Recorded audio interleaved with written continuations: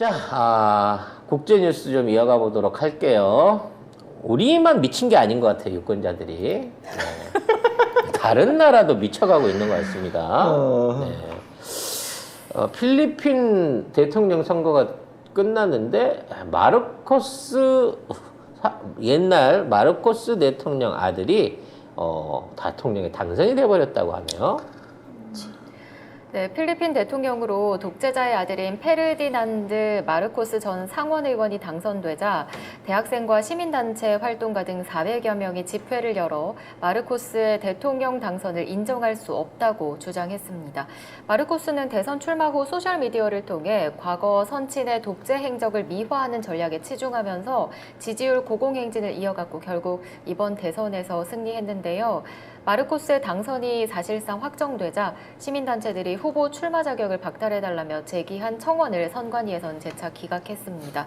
또 지난해 11월부터 필리핀의 여러 시민단체들이 출마를 금지해달라며 6건의 청원을 낸 바 있죠. 여기 두테르테 딸도 나오지 않았어요, 이번에? 부통령으로요. 부통령. 근데 안 됐나요? 아니요.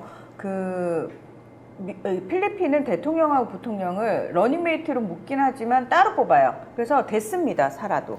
그러면 이런 결과라고 치면 네. 마르크스 세력과 두테르테 세력의 결합이라고 봐야 되지 않을까요? 원래 로드리고 두테르테 현 대통령이 당선될 때 이 마르코스 가문의 지지가 있었습니다. 그래서 보훈 차원에서 아버지, 그러니까 독재자 그 마르코스 대통령의 유해가 하와이에 있었거든요. 하와이에서 돌아가셔가지고 그거를 이제 가지고 와서 그 국립묘지에 묻을 수 있게 해줬어요. 결국 이건 말이죠. 필리핀 자체가 극우화된다고 할 수 있는 결과인 건데 문제는 이 전두환과 박근혜가 손을 잡고 정권을 재창출하면서 서로 교대를 한 거예요. 근데 두테르테가 대통령 하다가 두테르테 딸이 부통령을 하고 마르크스 아들이 대통령에 올라오면서 자연스럽게 세대 교체가 된 거고 요대로 한 8년 하다가 두테르테 딸이 또 자연스럽게 대통령 이어받게 되겠죠? 6년 단임제고요. 6년 하고 난 다음에 원래 필리핀은 대통령을 배출하는 가문이 한 7, 8개가 되고요. 기본적으로 필리핀 전체로 보면은 그 정치 권력을 가지고 있는 319개 정도의 가문이 그냥 다 정치 권력을 가지고 있습니다. 그래서 지방 관료의 80% 그리고 국회의원의 67% 정도가 그냥 그 정치 유력 가문들 수십 년째 하고 있는 수백 년째 하고 있는 가오비 정치인 네, 게 5개나 네. 된다는 거죠? 아니 그런 가문이 319개 가문이요. 그러니까 필리핀이라는 나라가 7,107개의 섬으로 이루어진 나라예요. 자 그렇다면은 큰 섬인 루손 섬하고 두 번째 섬인 민다나오 섬은 몇 개의 정치 가문이 있겠죠, 당연히 그 안에서. 근데 이게 400년 넘게 식민 지배를 받았던 나라기 때문에 그 식민 본국에 기대 살았던 그 가문들 있잖아요. 그 가문들이 그 수백 년간 그 지역의 토호가 된 겁니다. 그리고 자연스럽게 독립되면서 거기서 정치계로 이제 독립된 필리핀의 정치계로 다 진출을 하는 건데 필리핀 같은 경우에는 우리나라처럼 어디 내가 대학을 나와서 취업을 할 수 있는 곳이나 이런 것들이 그러니까 산업 구조 자체가 없어요. 거의 없기 때문에 그냥 그 지역에서 먹고 살려면은 그 지역의 토호, 유지들한테 잘 보이는 수밖에 없어요. 근데 그 지역은 그 가문이 정치 권력과 경제 권력을 동시에 가지고 있습니다. 그래서 이 권력이 그냥 우리 정치 뽑아 이러면 그냥 뽑는 거예요. 뽑고 그다음에 그게 싫은 사람들 또는 그 안에서 뭔가를 해먹을 수 없는 사람들은 외국으로 가죠. 그러니까 필리핀 인구의 10% 정도가 해외 이주 노동자로 가 있고 거기서 보내오는 돈이 송금한 돈이 필리핀 국가 재정의 굉장히 큰 부분을 차지하고 있을 정도입니다. 자, 문제는 필리핀도 한때 아퀴노 대통령이 등장하면서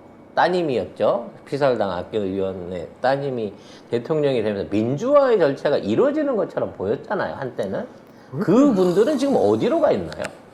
근데 왜 이렇게 다 독재 계속 정치인을 하고 있어요. 그냥 그 가문이 정치를 하고 있는데 문제는 뭐냐면은 여기 정당 수가 수백 개거든요. 이건 뭘 의미하냐면 정당이 중요하다는 게 아니에요. 이합집산해요. 그냥 필요에 따라서 이합집산하기 때문에 여기 무슨 정당이 뭐고 이따위 건 필요 없어요. 그냥 그 개인, 그 가문, 이 사람이 어디 가문 출신이냐. 그래서 필리핀 정치를 볼 때 뭐 필리핀뿐만 아니라 동남아는 거의 비슷한 상황이긴 한데요. 우리나라는 그래도 시민단체 또는 젊은 뭐 어딘가 두각을 나타내고 또는 내가 정치를 잘해보겠다 이래서 그러니까 신인들이 입문할 수 있는 정계에 입문할 수 있는 기회가 상당히 자유롭잖아요. 근데 필리핀을 비롯해서 동남아 국가들은 그런 거 자체가 거의 불가능하다고 보시면 돼요. 설사 파키아오처럼 유명 복서여가지고 거의 필리핀의 어떤 영웅이어서 상원 의원이 됐어요. 이거는 이제 두테르테가 뽑아준 거거든요. 근데 이 사람이 두테르테한테 맞서가지고 대선에 나왔는데 지지율이 10%를 못 넘었단 말이죠. 그건 뭐냐면은 이 가문들의 이 카르텔을 깰 수가 없다라는 거예요. 결과적으로 아키노 가문이 아직도 정치는 하고 있지만 아키노 가문이 집권하기 위해서는 마르크스나 두테르테 가문의 상대가 될 수 있도록 나머지 사람들을 포섭해야 돼요. 그러려면 뭔가 정치적 합의 내지는 금품이 오고 가지 않은 상황이라고 하면 이게 숫자로 하게 되는 선거에서는 지금 이 둘이 손을 잡으면 이길 방법이 없다는 거예요, 결과적으로. 근데 독재 정권들 왜 이렇게 인기가 있어요? 인기가 있다고 해야 되나? 뭐라고 해야 돼? 이거는? 일단 그 필리핀의 지금 40세 이하 유권자 수가 56%예요. 근데 두테르테가 사실은 정치 운동을 하면서 뭘 했냐면은 두테르테가 왜 필리핀의 트럼프란 얘기를 들었잖아요. SNS를 통해 가지고 온라인을 통해 가지고 가짜 뉴스, 혐오, 뭐 차별적인 발언 이런 것들을 막 퍼뜨려요. 이게 어떤 효과를 낳냐면은 와 대선 후보에 나올 정도의 사람이 저런 얘기하면 우리도 그냥 해도 되나 보다라는 걸 무의식적으로 사람들한테 심어줘요. 도널드 트럼프가 가장 끼친 나쁜 영향이 뭐냐면 전 세계적으로 혐오나 차별을 너무나 공공연하게 드러내도 된다라는 걸 사람들한테 각인시켰다라는 부분에 있어서 트럼프가 욕을 바가지로 쳐먹는 거고 역사적으로 그 부분은 트럼프가 절대 용서받을 수 없는 부분인데 지금 우리나라도 똑같죠. 경우에 어떤 의미에서는 경이 나와서 아무렇지도 않게 그런 얘기를 하는 혐오 것들이 발언 엄청 했잖아요. 사람들한테 뭐 저 정도 얘기 해도 되나 보다라는 걸 은연인 중에 심어준다는 거예요. 일베가 그러면 대통령이 된다는 거예요. 그렇죠. 근데 그리고 지금 경하고 너무 닮은 점이 많아요. 두테르테 네. 같은 경우에는 그 본인이 그걸 통해 가지고 어쨌든 이제 대통령이 됐잖아요. 그러면서 물론 그 전에도 언론을 다 때려잡긴 해서 통제를 많이 하긴 했습니다만 두테르테가 되고 나서는 언론 다 때려잡았어요. 언론인들 살해당하기도 했고요. 이거 뭐 철컹철컹은 기본적으로 다 됩니다. 그래서 마르코스의 지지자들이 SNS를 통해 가지고 가짜 뉴스를 엄청 퍼뜨렸을 뿐만 아니라 마르코스도 경하고 진짜 비슷한 게 뭐냐면은 제대로 된 토론에 한 번도 나온 적 없어요. 인터뷰 안 해요. 할 필요 없어요. 그러면서 자기 편 SNS 온라인 출연만 해요. 자기 편. 그리고 SNS를 통해서 그 지지자들이 다 가짜뉴스 그리고 그 독재 정권을 미화하는 그래서 정말 그 유권자의 56%의 40세 이하의 젊은 층으로부터 마르코스가 엄청 인기 많은데 이 사람들은 역사를 잊었습니다.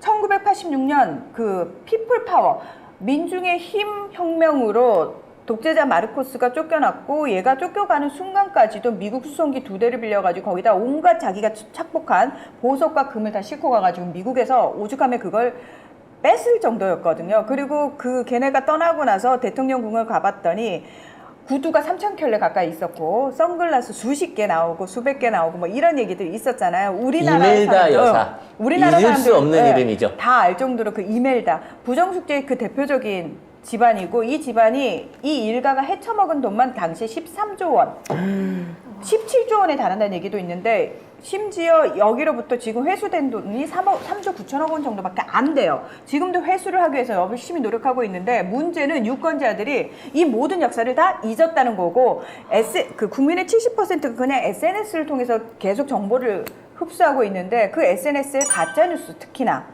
이걸 통해서 엄청나게 사람들이 미화된 얘기들을 듣고 있다라는 겁니다.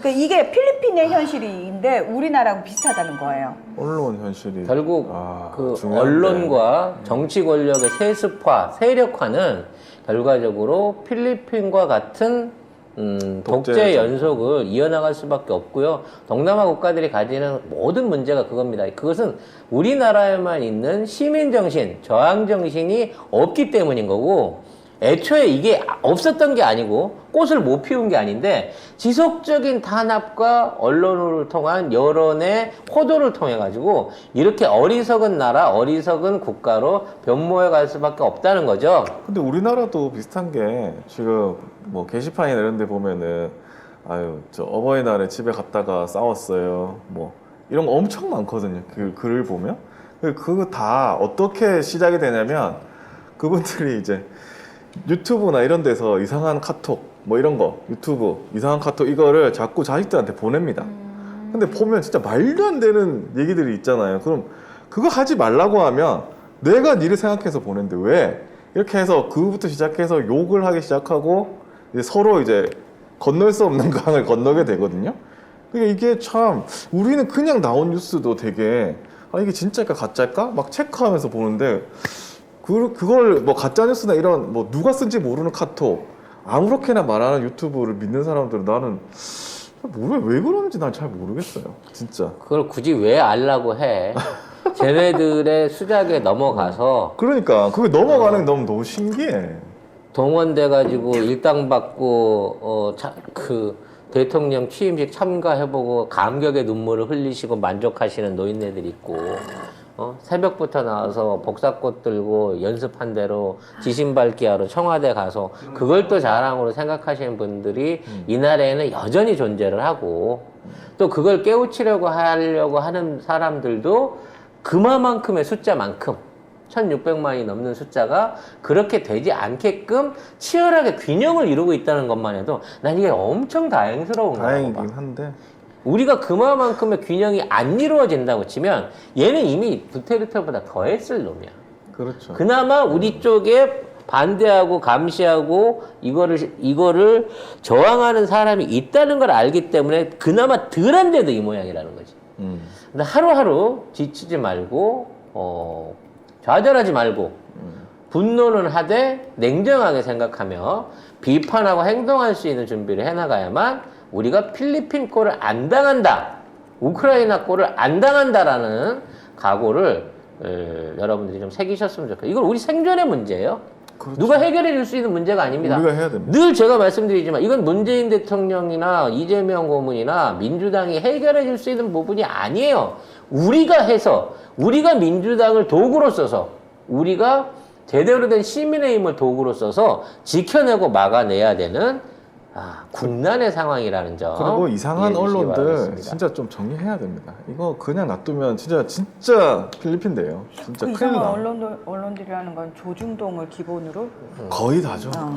거의 다 정리해야 돼. 내가 볼 때는 뭐 이거. 살려놓을 거는 저는 민중의 소리하고 오마이뉴스 정도밖에 없을 것 같은데요. 아니, 그러니까 소래 소리. 뇌와 머리 숫자는 똑같은데 왜 이렇게 스피커만 모지란 거야?